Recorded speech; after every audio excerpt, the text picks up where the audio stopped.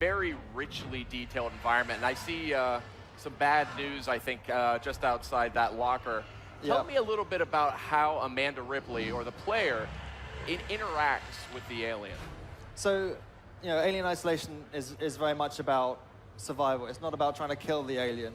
And so that sort of shift in emphasis really makes the player have to really think about the world around them, really using the environment to their advantage. And so here, they're hiding in a locker. It's a very basic interaction, but it might just save you, and in that case, it did. It's about really constantly having an understanding of the world around you. And here you can, it's trying to break line of sight to try and make sure that the alien can't actually spot you. So you can hide inside objects, behind objects, under objects. And look at the detail on that model and the animation. I had a chance to play this actually a few months ago, an early version on PS4, and it's stunning. The visuals are excellent, as you can see here. Very faithful to that sort, as you guys have described it, a lo-fi, sci-fi world. And we have a motion tracker here, which is a really effective way to jack up the tension. So I mean, you're sort of dueling wits with the galaxy's most formidable predator. Talk a little bit about what the player's going to need to do to stay out of the way of the alien. Right, so yeah, I mean, you've got the motion tracker. It's quite an imperfect device, but it's a very physical thing. We didn't want it to feel like some kind of magic map. It wanted to feel like it was something that you actually had to hold and use and look at. At the same time, we also give the player, there's a crafting system, so as you navigate through the world and explore and you find objects, you can put these components together to build tools and devices which, if used at the right time, in the right place, might change the odds. So, for example, there's this strange contraption we call the noisemaker, which is 2 speakers with a bit of circuitry, and if you throw that in the world, it starts making this really strange sounds, but that will attract the attention of anything around, and that might give you the chance to slip through. So, interestingly here, the player has just spied so on the station there's sort of small inhabitants, and they're in the same situation as the player. They're desperate to survive, and they're really unpredictable. Sometimes they're kind of positive, and sometimes they're negative. And the player's just spotted someone, and rather than find out how that's going to go down, they've decided to actually put themselves at risk and go inside the ductwork inside the station, which is a very high, intense situation here, because this is the domain of the alien. So one of the things that impressed me when I played the game was the alien, actually, the artificial intelligence. You guys actually have an interesting approach to this. The alien actually has senses. You sort of simulate how the alien behaves. Talk a little bit about that. Yeah, so I mean, I think from the start, we knew that if the alien was scripted, if it was on a preset pattern or a path, then for the player, it would start to, the scariness would start to diminish as you'd start to learn the pattern. And so we realized early on that this creature was going to have to use its senses of sight and sound to just drive its own behavior. So, as much as possible, we try and step back and just create a space and let the alien inhabit that world. And so when you're playing, it's very dynamic and reactive. And every time you play, it's a different experience. Everyone has a different story as to how they survive, because it's completely unpredictable. Now, one of the things that's interesting here, we're seeing this flashlight in action, and I was actually impressed that the controls in the game are pretty simple. It's not, you don't have to fumble with a lot of buttons, but you actually have control over the narrowness and the width of that flashlight beam. You can focus it or expand it. Talk about how that factors into gameplay. Well, so light's really important. The station is this very broken environment, and so being able to navigate your way is a really important part of the game. It almost acts as a puzzle in itself. That's something that really occupies the player.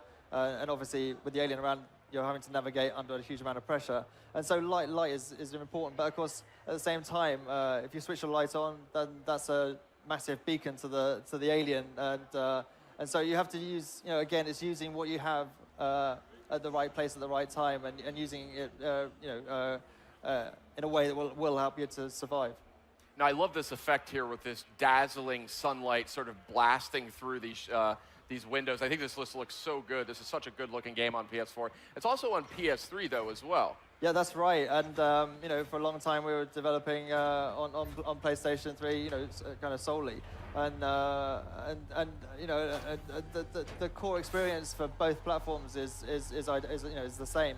I think we got some real rocket scientists back at the studio, and we're using our own proprietary tech on these platforms. And it really, I think we knew what we wanted to make from the start. We wanted to make this really immersive experience, which would be about lights and it'd be about effects and about sound. And so it felt like the right path for us was to create our own technology in order to deliver this. It's kind of a bespoke just for this game.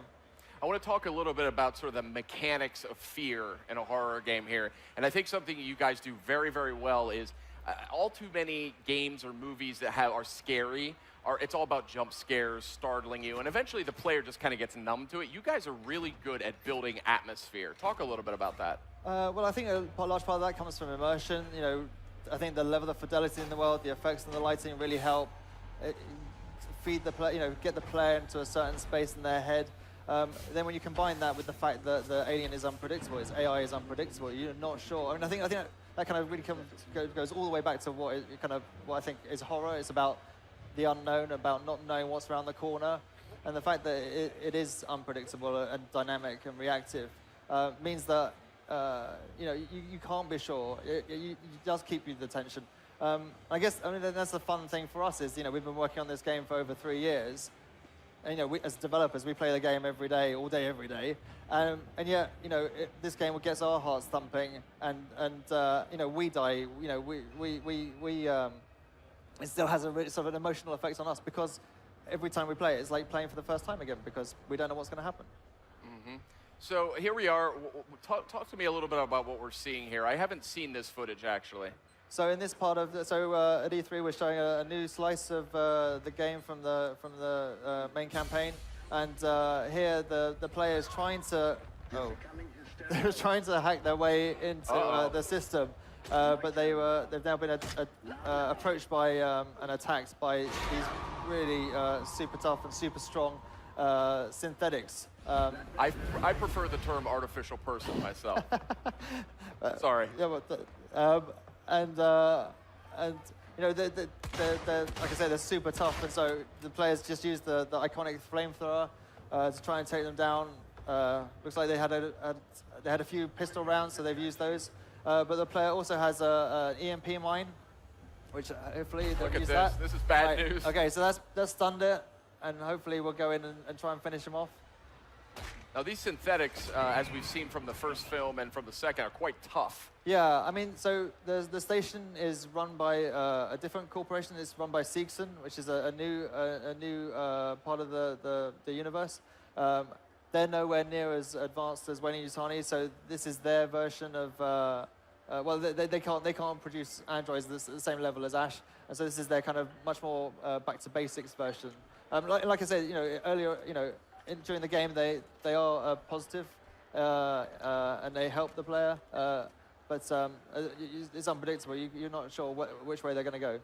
Now, I did see a handgun come out there at one point to shoot the synthetic, it looked like. I'm assuming if you try that against the alien, that's not going to get you too far. No, that's not going to be very effective at all. I mean, I think the interesting thing for us is putting these things in the world and just letting the player choose how they use them. Yeah, there is a pistol. Ammo is very, very limited. And it really is a high risk. You can use it, but it's going to make a huge amount of noise, and that really is going to attract the wrong kind of attention. And so, again, it is about using the right thing at the right time in order to try and survive. I mean, here it's interesting. The players looking like I think they've just found the alien.